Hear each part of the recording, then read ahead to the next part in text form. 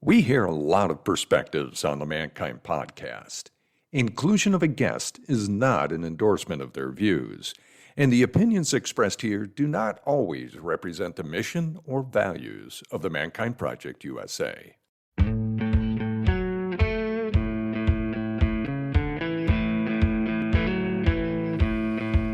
Looks like the rain has gone. Hey everybody, welcome back to the Mankind Podcast. It's Boysen Hodgson. I'm in for Brandon Clift again. Brandon is off taking some well-deserved paternity leave with Christine and baby Bindi, and I wish them the best. Everybody is healthy and doing well. So in today's episode of the podcast, I'm bringing back something that was recorded earlier in this year for spring 2022 for the Kosmos Journal. Kosmos Journal is a spiritual journal, spiritual magazine, website. They cover a broad range of topics around kind of personal development, spirituality, community coming together, lots of pieces like that. And a gentleman named Amos Kamil, who is an MFA, so he's a fine artist, he's a counselor, he's a journalist, he's been all over the world kind of tracking these kinds of conversations. And with Chris Henrikson, who was the founder of Street Poets in Los Angeles, which is an organization that works with especially young men coming out of gang situations, coming out of very hard situations in Los Angeles, brings them together in kind of a sacred space, ritual space around poetry and creativity and music and self-expression. So getting the three of us together, we have the opportunity to really dive in to talk about what does it mean to be in a sacred masculine space? What does it mean to create ritual? What does it mean to open up to each other? What does it mean that we are living in a time in our culture where there is so much division and so much conflict? And how can we come together as community to create healing spaces for all of us to be more of who we want to be? This was a wide-ranging conversation. It was a lot of fun. It was very heartfelt. I hope you enjoy it. All right. Well, thank you guys for doing this. My name's Amos Kamil. I'm a therapist and a writer. And it's my pleasure to be speaking with Christopher Henrikson of Street Poets in Los Angeles, and Boysen Hodgson of the Mankind Project. Guys, why don't you, in your own words, give us a couple of lines on your work and what your organization does, how long you've been doing it, et cetera, what brought you to it. So why don't you hit it first, Hodgson? I'll go. Yeah. So I'm Boysen Hodgson. I have been connected to the Mankind Project, which is now 37-year-old nonprofit organization in the U.S. We primarily do two things. We run intensive weekend trainings for men and a lot of leadership and facilitation skills trainings and stuff that kind of go around that. And we support peer facilitated men's groups. So we have around 750 men's groups operating in the United States and then men's groups in 26 countries around the world. We run our training programs out of 14 global, regional, they're all independent charitable organizations, NGOs, whatever that is in the country of origin. And I connected with the work in 2004, did the New Warrior Training Adventure weekend, got into a men's group shortly after that. And I have been in a role with the Mankind Project USA doing communications for about 10 years now. So active participation in a profoundly life-altering and affirming circle of men for 17 years. Excellent. And Christopher, tell us a little about Street Poets. Yeah, thanks, Amos. So I'm the founding executive director of Street Poets, which is a nonprofit organization here in Los Angeles that started in a juvenile detention camp in the LA County probation system, and in a nutshell, harnesses the healing power of poetry and music to build community and create initiatory pathways for young people to step into purposeful adulthood. So there's some overlap with what Boysen is describing. My particular background is focused primarily working with young men coming out of the probation system, and also more recently state prison parolees coming back into the community through some partner agencies, and doing rites of passage work and homecoming retreat work for people transitioning from one state of being to another and one place to another. Yeah. Nice. Yeah, I figured you guys would have a lot of overlap, so I'm happy to have you in the same conversation. So how would you say, to the extent, how have the lives of boys and men would you say that they've grown more narrow socially in the last couple of decades since you've been doing this work? What has been the result? You go first this time, Chris. Yeah, I'm not so clear. Do you say narrow? They've grown more narrow. Yeah, like have their lives become more narrow socially? Boysen and I, when we were first talking, on a cultural level, you mean? On a sort of broader cultural also level? On a cultural level, on an individual level. When Boysen and I first started to talk last week, I said in my practice, I'm seeing all these men, and I'm always stunned by when I ask them the question of how many friends do you guys have, or as a couple, but with men. And very often, I'd say, I don't know, 90% of the time, the answer is like, I don't really have friends. Or as Boysen pointed out, the close cousin of that answer was, oh yeah, I got high school buddies, who I haven't seen in 20 years, So how have their lives become more narrow socially? Are you seeing? That's good. So I would sort of maybe argue that there's both of those things. That's happening, and then the opposite is happening. There's a kind of cracking of the firmament of of the boxes in which men have been living for the in our culture for at least the past few decades, and the lines between the sort of that box what's traditional masculinity has begun to break down and crack.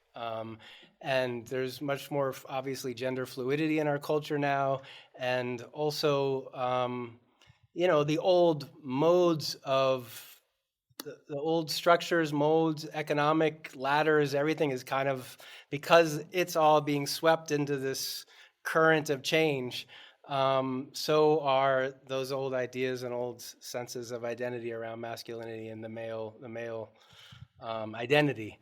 That said, what you're describing, I think, is really very much a reality, especially in a certain generation of men in our culture right now who are struggling to find a deeper sense of purpose, and sometimes even on the back end of careers. I think there's a statistic I saw not too long ago, and Boysen, you may have some insight on this as well, that there's the suicide rate for men in their early 50s in our culture has been spiking in the last few years, and so it is interesting to see. I think that so a lot depends on the age group that we're talking about, and I work a lot with young men and boys coming into adulthood, and in some ways I think it's like tabula rasa, kind of, like there's no those old pathways are not as clear for them anymore, and there's a gift to that, and there's also dangers to that, and challenges that come with that. So, but yeah, that's Boysen, great. Jump in there. Thank you. That was really well said. The Mankind Project has kind of our spot for men has been those men who hear a call at midlife. A lot of the men that come to the organization are in their late 30s or in their early 40s. They're looking out at the landscape. They're recognizing that all the stories that they've been told, this is all true for me, all the stories that I was told about what I'm supposed to be, what I'm supposed to do, how I'm supposed to feel, how I'm supposed to hold it together, all that's bullshit. Now what? You told me if I did this, that I'd be happy and successful. You told me if I did this, that I would be a man. It's not working. And I feel lonely and isolated and disconnected from myself and disconnected from other men. And disconnected from my kids. There are a lot of men who come to the work with, they want to know how to love their kids better. They want to know how to love their wives better. They want to know how to be with their partners better. And they don't have the skills. Like on some level, the work that we do in the Mankind Project is like, it's remedial emotional intelligence work.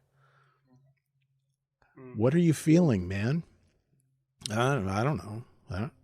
Well, how would you know what you're feeling? I don't know. What sensations do you have in your body? I don't know. And that kind of stretch. And I fully agree with Chris. I have 2 teenagers. Tabula rasa is a beautiful way of saying this. And what I notice about teenage boys, especially, is, well, wait a minute.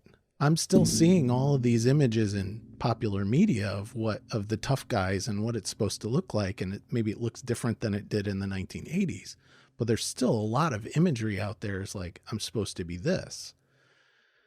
And on some level, we still don't have a fully human version of boys and girls, young men, young women, where we can all just embrace every aspect of ourselves.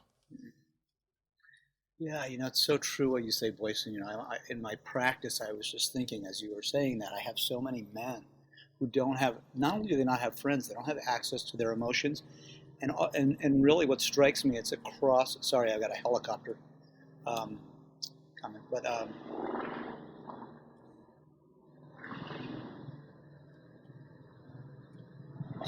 can you hear me now? So here you end the helicopter. It's all good.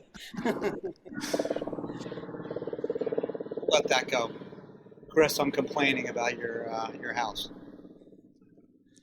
All right, so I'm struck by how many men don't. Not only do they not have access, but it goes across.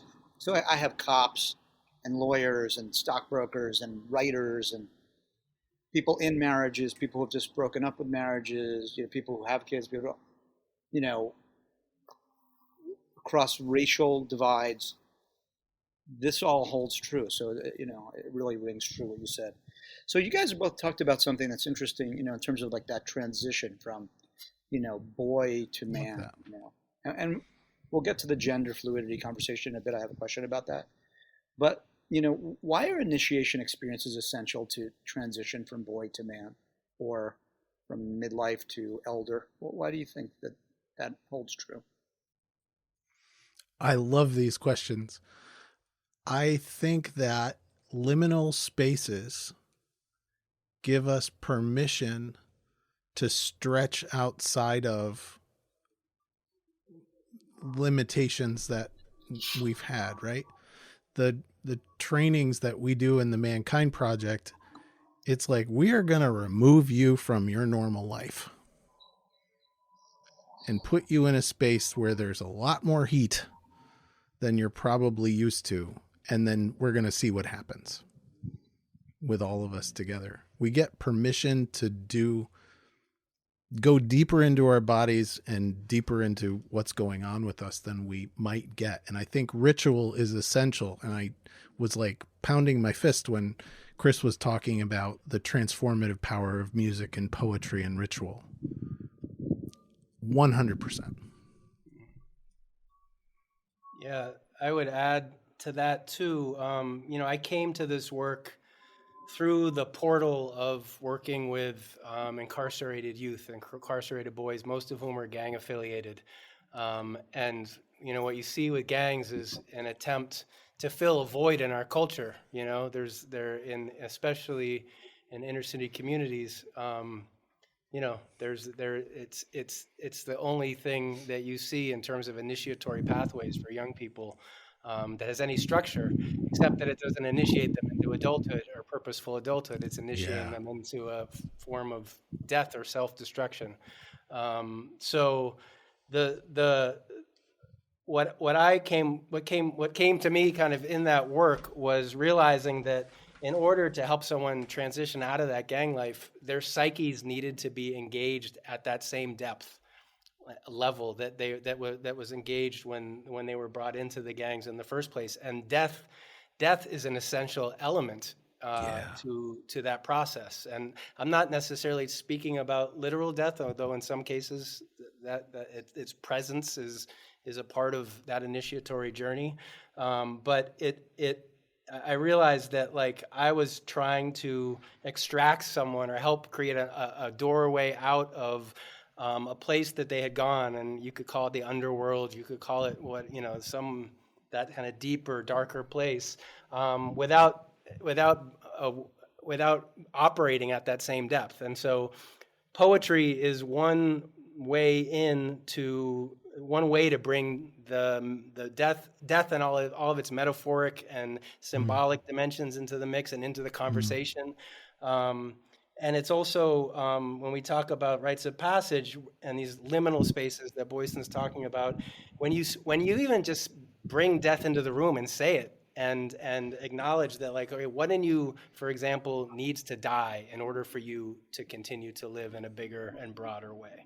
You know, that question to a teenage boy is going to get their attention, you know?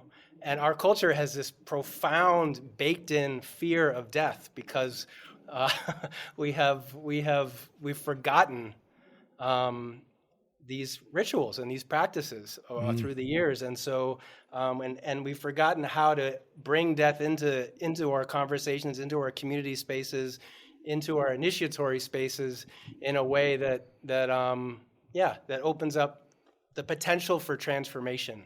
I want to add that and add that death is really an essential element in this process. I love it. I love both of those answers. I mean, I'm really struck by, the whole hero's journey and the sort of notion of, like, the ordinary world, right? In order for you to be able to grow into, the hero that you're meant to be, you have to leave the ordinary world, right? So if that's the gang, if that's the, the work life of a 30-year-old, like, is this what it's all about? And then bringing death and then, killing off a part of yourself becomes, resurrection. It's, and seeing death as an ally as opposed to an enemy. Right. How do you make death an ally for a 16-year-old, and for people who've experienced death, and for a 50-year-old, as like Boysen's describing? Yes, right. That's right. I gotta go in. I gotta go in on this too. Totally resonating. It's not that death longing. There's one, right? The birth longing, the mother longing, the God longing, the father longing, right? And bringing all of those spaces in to a place where it's like, okay, you want to create that? Good. Let's create it right now and bring that into the space. And I think that is the unique cauldron of ritual work, transformation work. Your work absolutely included in that. Yes. This is great. So what do you, when I say the term sacred masculinity, what does it mean to either of you in the context of the Mankind Project's work or Street Poets? Is this a useful term? Does it divide? Does it unite? And what role, Boysen just mentioned God, what role has the sacred played in your own transformational experience? And you too, Chris. Yeah. The word that comes to mind when I think of sacred masculinity is one of the elements of it is the protector, that there's and the image that comes to mind is of a tree, like a sentinel sort of tree around protecting the village, protecting the community, protecting those things that we think of as sacred and that need protection and that deserve our love and protection. What are the things at the heart of life that need to be protected? And I think sometimes in our current culture and cultural dialogue, we lose track when we get talking about masculinity of the positive aspects of masculinity. And for me, being a protector, being someone who stands up for justice, for what's right, and taking care of those around us is a really essential aspect of that. So That's the first thing that comes to mind in response. Beautiful. How about you, Boysen?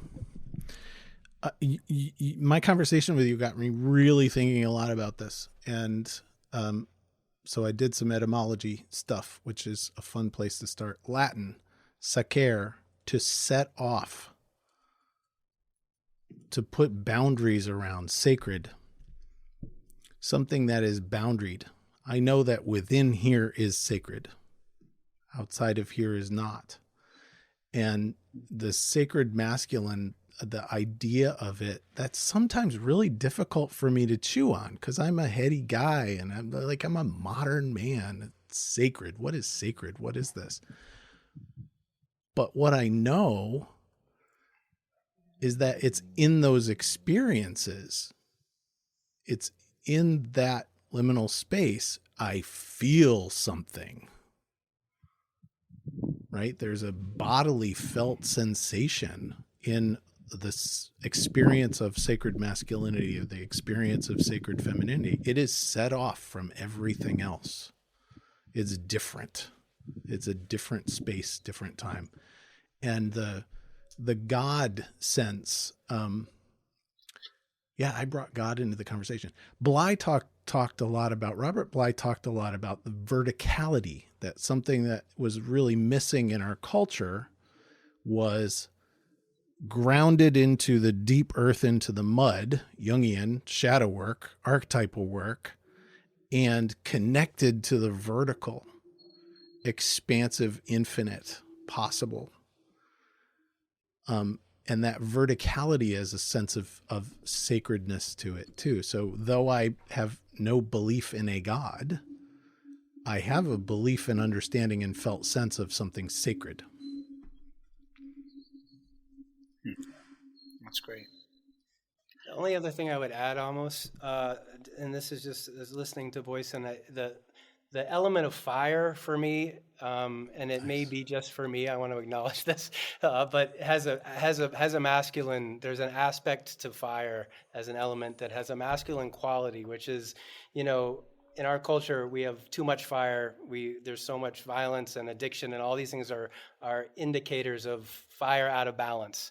But when we think about what fire looks like in balance, it's like the village, the fire, that vertical fire in the center of the village that people gather around, that people warm themselves at, that they connect through to each other, and also to those who passed on, our ancestors and those who come before us. And so when I think about sacred masculinity, that kind of vertical village fire at the heart, and it could be a ritual fire as well, at the heart of the protected space that Boysen's describing as ritual space or liminal space, I think is a really important image as well. Well said. Nice. Well said. So I want to sort of expand beyond like the guys, that you're dealing with. Like, how would you say that the work you're doing, serving the emotional needs of men, how does it ripple out? How does it impact society at large? Also what roles beyond, breadwinner and warrior are you putting forth as another color to paint with in the palette? Nice. Lover. Nurturer. That was tip of my tongue. Yeah. Right. Lover was the first thing I would. Yeah. Nurturer. Magician in the kind of Jungian archetypal sense, right? Alchemist. Healer. Those healer. Yes. That sense of magician. And what about that sense of reaching outside of the men that you're dealing with? Like, how do you experience the ripple effect? Sometimes I'll see it in my practice when, I'll talk about something and they'll come back and say like, oh man, I talked about, X, Y, or Z with my wife or my son, and they, and so you sort of feel it. How do you guys, when we heal men, how does that ripple out, or does it? I mean, Boysen may be familiar with this group as well, but I for the last 15 years or so, not every year, but probably I've been up there maybe 8 or 9 times to Mendocino for a men's retreat that happens up there that Michael Mead is the chief convener of, but Malidoma Somé, who I know has done some work, the late Malidoma Somé, I should say, done some work with Mankind Project as well, and Jack Cornfield, a lot of really wonderful, Louis Rodriguez, who's a poet, author down here in LA. All of these folks have been part of that yearly annual gathering. It's a week-long men's retreat in Mendocino, and one of the things that comes up every year is there's a lot of the men talk about how the women in their lives initially, when they're first coming to the retreat, get a little anxious, like what's going on? They want to know but the ones who return, the men who return year after year, say that the women are like, go, get up. Like they're like kicking them out the house. Like, can't wait for them to go, because they know when they come back, they're going to be more present. They're going to be more grounded. They're going to be more connected to their hearts. They're going to be more able to show up for their partners in ways that are more compassionate, more tuned into their own sacred feminine as well, and to the creative sides of themselves and their full dimensionality. So I think there's a massive ripple effect that men's work in general has on the culture as a whole. And I think most women who have experienced the benefits of that would probably be the greatest champions of that work assuming they understood what actually is going on when men gather.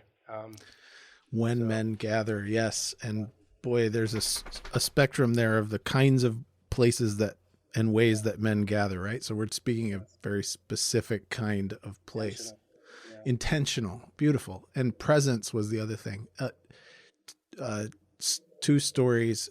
So I've seen over and over, we do homecomings after the New Warrior Training Adventures, where we invite friends and family and everybody gets together. And there's a period of time when we ask partners and friends and family to stand in and say something about what has happened when their man has gone through this experience. And I've heard so many times wives and partners come and face the man who went off into the woods for this experience to say, when you came home, I looked in your eyes. That's perfect. When you came home, I looked in your eyes and there you were. You were there. That's the man that I fell in love with. That's the man I knew you could be. That got lost so long ago. Like they know my wife knows who I am. She knows when I'm here and she knows when I'm not. Doing men's work helps me be here. If you're enjoying the Mankind podcast, how about checking out an online men's group? Imagine a brotherhood where men really listen and support each other to be the best of who they are. It's free, confidential, and facilitated. Groups are available multiple times every week. Find out more in the show notes.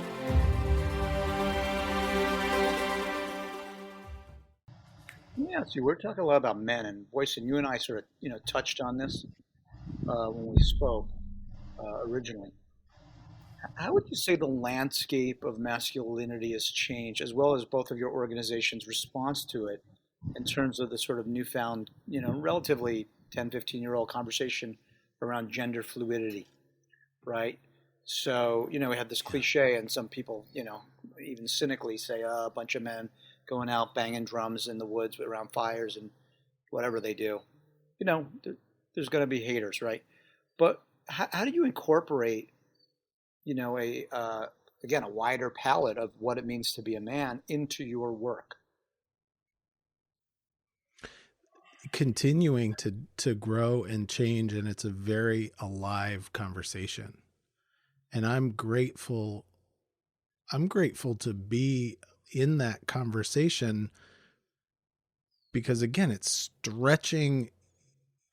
I thought I had a handle on this stuff 10 years ago. No way. like the amount of evolution today and how fast it is moving, I come back and keep saying, oh my God, I used to think that was fixed. Oh my God, I used to I had a perspective on that. Now I look out and it's like, wow, I don't have to have a perspective on that. It's being created right in front of me. It's being created by 14 and 15 and 16-year-olds right in front of me. Yeah. The image that and the metaphor that we work with a lot at Street Poets, increasingly so, is that of a river, like a rushing river. And I think we are all kind of in the rapids of change as a culture in one way or another, really worldwide. And I think whenever you're in the rapids and you try to hold on or grab onto things or keep things the way that they have been, or it creates more suffering, just generally. And so a lot of my personal practice and the practice of our community has been a practice of letting go of maybe old ideas, old ways of looking at things, and surrendering to the flow of that river. And sort of the way Boysen described, allowing new ideas, new ways of showing up in the world to present themselves and to be open to learning from them. And this is the fluidity that exists in the culture right now around gender identity, and really in almost every area, has been something that it's just an ongoing practice of surrender and staying open to and curious about where we're headed as humanity. I think we all know on some level that radical change is necessary in our culture in many ways, in many areas, and evolution is really something we want to invite in. So so part of that is just keeping our hearts and ears open, and to what new information is presenting itself. Yeah, no, I love that image of the raging river, and if you resist it, that's a beautiful image. I'm gonna steal that and make it my own. I love it. It actually leads me to the next question, which is this notion of, look, our screens right now are like filled with horrible image of the Russian invasion of Ukraine, right? You can't avoid it. We're living in today, and and that's sort of masculinity run amok. Putin, et cetera, on one end. You have Zelensky actually, giving you a different idea of what a man means, et cetera. Does the rise of authoritarianism in the world, does it, Chris, you were talking before about the fire, right? Fire can be used for healing and gathering and cooking and hearth and home, or it could be used to destroy. Does authoritarianism, the rise of it in the world, reflect an imbalance in masculine energies? Why or not? Why not? Yeah, absolutely. I mean, I think you're seeing. It's shadow masculinity. It's the fascism, authoritarianism is kind of masculinity run amok, and spun out into this sort of shadow realm. So yeah, I think war and the military industrial complex that sort of still in many ways dominates the physical world in this place we inhabit is still very present. But one way of looking at it is it's in its death throes on some level. That's the way I'm choosing to look at it. But let's hope that those death throes don't kill us all, kind of. So there's the potential anytime you're dealing with the kind of change we're dealing with is that those forces are going to rise up more strongly than ever. And surface so that they can be addressed and dealt with and seen more clearly. And we're seeing some really obvious examples, both in our own leadership, in the past 6-7 years, and also clearly in the Russian leadership and other governments as well. So, and there is that rise in fascism is a symptom of I'd like to think, like I said, we're surfacing something that needs to be surfaced in order for us to address and transform it, But I'm not sure that means that Putin's going to, go through some magical transformation himself. On a personal level, it may be more about what happens beyond him. How do you guys incorporate different political views into your work, right? So we have a very fractured American society the last 6 or 7 years. How are you seeing that, Boysen, with the Mankind Project? You try to leave, and I know, Chris, you deal with, gangs, and so, even like where you have to like set up your offices, has to be in neutral territory. How do you bring in, deep divides that get down to core level places? How do you deal with that within the context of your work? With great difficulty is what I would say.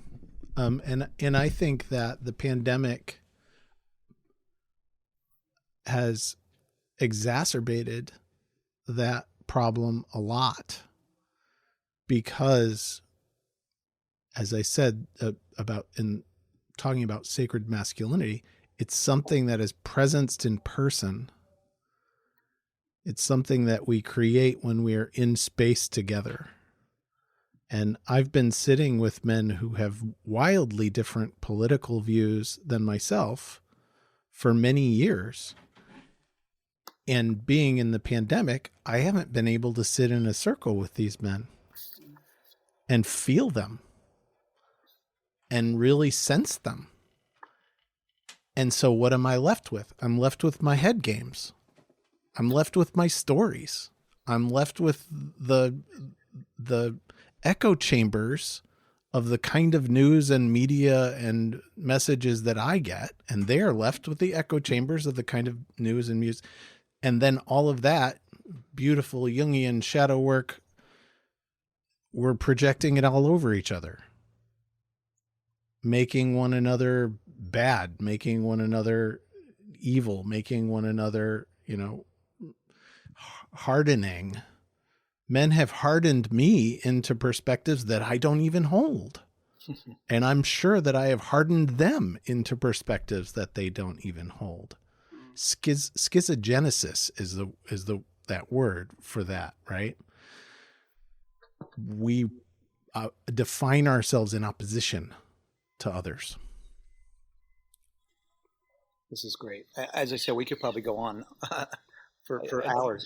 One thing I wanted to add almost to that is this idea of that going back to that river fear. There's a lot of fear in our culture right now, and whenever the fear is on the rise, it's natural to reach out to black and white answers and right. Even authoritarian leaders who say they have all the answers, and so that's important to. I think to have compassion for people who make choices and to recognize that there may be a higher level of fear.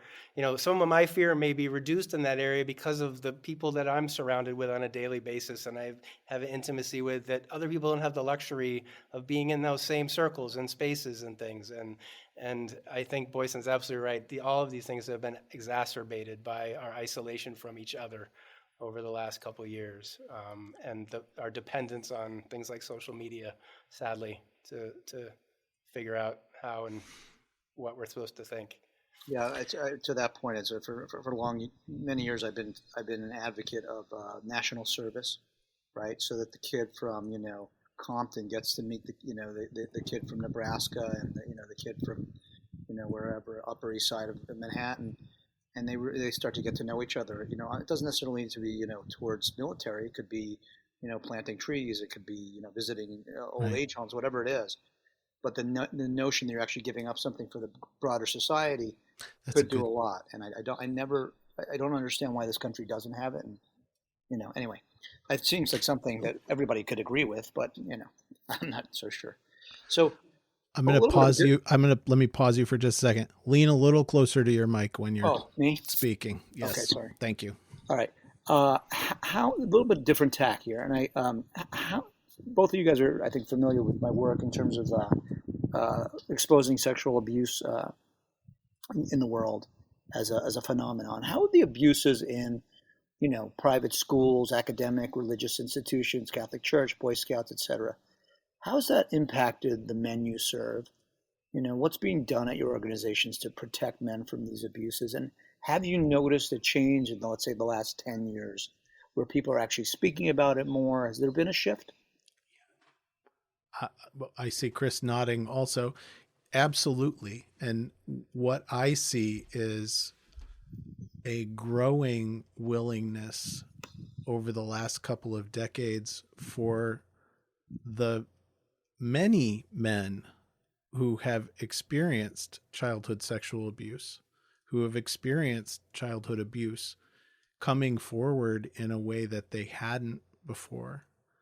And I think that opens the possibility for more men in our culture to believe women, and for more men in our culture to be able to hold a compassionate perspective for what they've gone through, and also brings more accountability. When men are no longer denying and hiding the things that happened to them or the things that they did, it creates more accountability in the culture, which I think is what we need to break through. Yeah, big yes to everything you just said, Boysen, and a yes to your question as well, Amos. The destigmatization of the childhood sexual abuse wound in males, particularly, I think, is something that has been dramatic, and it continues to be a sign of really positive change in our culture over the last 5, 10, 15 years.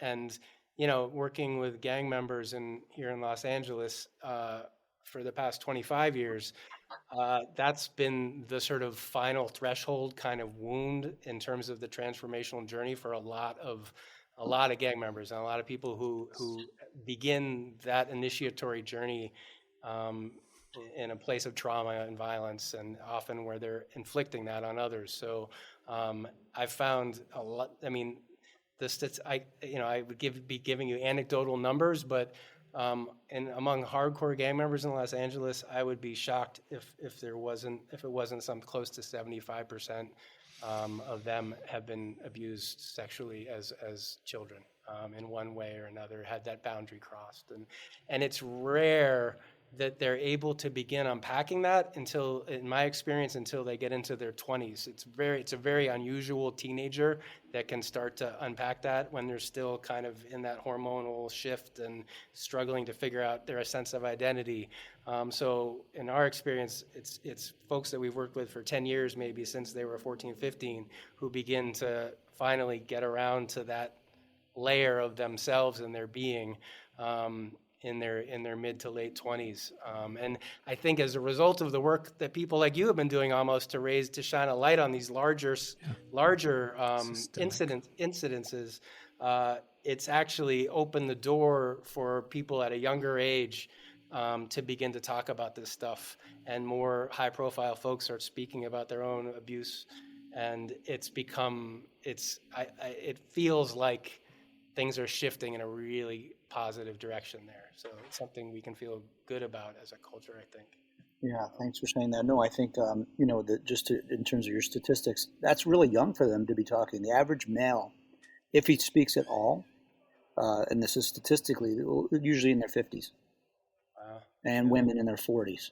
And my hope is that goes down to, very soon after. And that's why, the statute of limitations laws are so outlandish and draconian, because they would end after, when somebody turned 21 in a lot of states. That's starting to, the dominoes are starting to fall on that, in the right direction, but just to match up with what people are actually willing to talk about when. Well, so, it's interesting when you're dealing with brown and black males who have come up with a gang background. It's almost a matter of life and death whether they talk about it. That's right. It gets to a point where it's like, I'm either going to die or spend my life in prison behind this stuff if I don't look apply these principles that I've learned in my beginning of my healing journey to even this wound as well. Right. And, because of the culture that we live in and the imbalances in that culture, there's an urgency that exists, I think, in some of the more traumatized Black and brown youth and males that is not necessarily the case with these white males who might be able to still function in society and to whatever degree, but it takes them till their 50s perhaps on some level to recognize, like, wait, I've got to address this.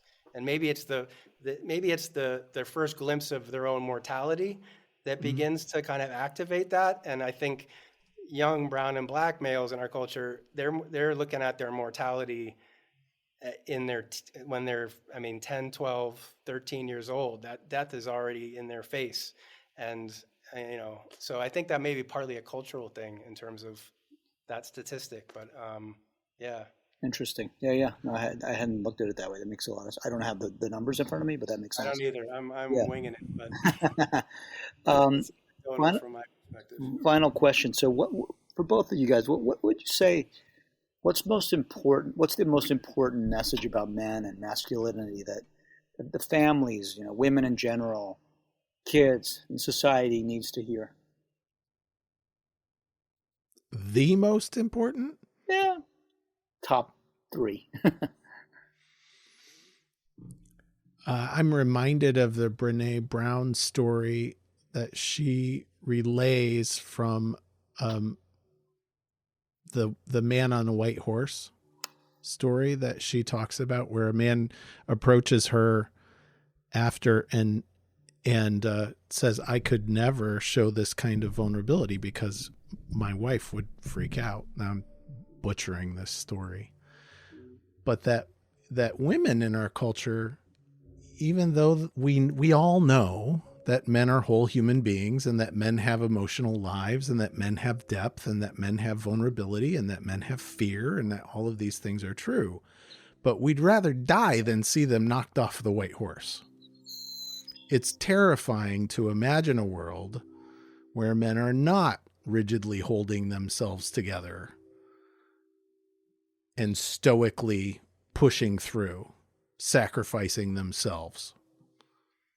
Right? It's a scary proposition to say, oh, men are actually fully human and vulnerable and loving and nurturing and soft and tender and tough and strong and willful and all, and aggressive and all of these things. So that's one that I think is really big. Allow men to come down, lower the barriers, and allow men to come down off of those pedestals so that we can actually be here together.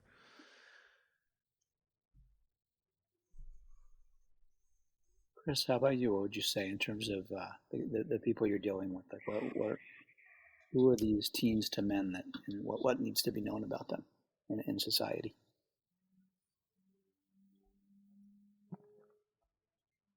The thing that comes to mind in response to that question almost is really about how we talk about men and women and masculinity, femininity, the sacred masculine, the sacred feminine, and begin to recognize that we all have all of these in us, and that,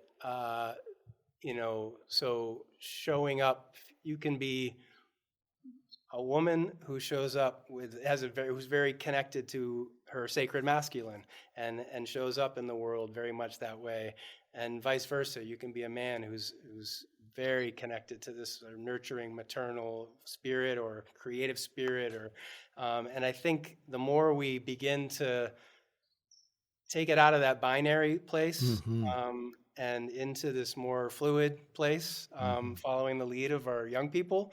But also moving it into more of an archetypal kind of, what does it mean to show up in a healthy masculine way, and what does it mean to show up in a healthy feminine way, and that those things are not necessarily connected to the bodies into which we were born, but are more about aspects of and dimensions of our being. and you can look at like the, Hindu gods and, the deities and things that have aspects of both masculine and feminine and show up in both ways. And in a lot of indigenous cultures, the gatekeepers of ritual are the members of the community that are two-spirited, that have both are able to show up and communicate to both aspects of those things within the village. So I think that's where we're headed, and I guess that's what I would say about that. Great. Well This said. has been terrific, guys. I told you it's gonna be hard to keep to a half hour. Oh yeah, I got like 3 tangents that are still hanging out there. Yeah, great conversation, and really good listening to both of you. And I have enormous respect for the work that the Mankind Project does too, Boysen. I just want to say I've known many folks that have been beneficiaries and members of those circles in various parts of the country, and the vision of addressing this issue on the scale that the Mankind Project is doing it is really remarkable to me, and important in a culture that has forgotten a lot of these things. So Thank you. Thank you for your work. Thank you. And I'm just getting to know kind of who you are with Street Poets. And I think that what you bring into the room that I'm an adoptive dad. Adverse childhood experiences are a deep part of, yes, trauma-informed parenting is where I live. And music, poetry, is the vehicle. It's the only way I understood my eldest child for the first 2 years that we knew each other. They don't use words, but I would know what's going on by what was playing on their phone when they walked down the stairs. Like poetry and music, like I don't think there's healing without it. Like I really don't think there's healing without it. Amen. Yeah, I love it. This has been another episode of the Mankind Podcast, produced in association with the Mankind Project USA. We have been your hosts, Paul Newell, Boysen Hodgson, and myself, Brandon Clift, and we want to thank our guests for joining us today and imparting their wisdom from their experiences in this amazing journey called life. If you want to find out more about today's guests and support them in their mission, you can find links to them in the show notes. Now, if you have found gold and insights that you believe could benefit your loved ones and those you care about, be sure to share it with them. And of course, we are always grateful for a rating and review of the show on iTunes. Now, we've got to give special thanks to our back-end team, producer, editor, and audio ninja for the show, Michael J. Russer, and Don Huff, who takes care of our graphics and promotions and pretty much makes us look pretty. So, of course, thank you, Don. Now, above all else, we've got to thank you, the listener. Because through your attention and your support, you have made it possible for us to let men all over the world know that they are not alone and that there is more than one way to be a man. And if something in this episode has touched you, then perhaps it is the call to action to get involved in men's work. With live trainings happening constantly and in-person trainings happening all over the world, the Mankind Project definitely has something for you. Now, if you've enjoyed the music in this episode and all of our episodes, be sure to check out Jim Donovan and the Sun King Warriors. I have links to them in the show notes. And lastly, just know, what it means to me to be a man is completely different than what it means for you. What it means for Paul, what it means for Boysen, that is the beauty of this journey. So if you are looking for guidance, support, and community as you begin to unpack and dive deeper into your men's work journey, then you know where to find us. Same place, same time, next week. Lots of love. We'll see you then.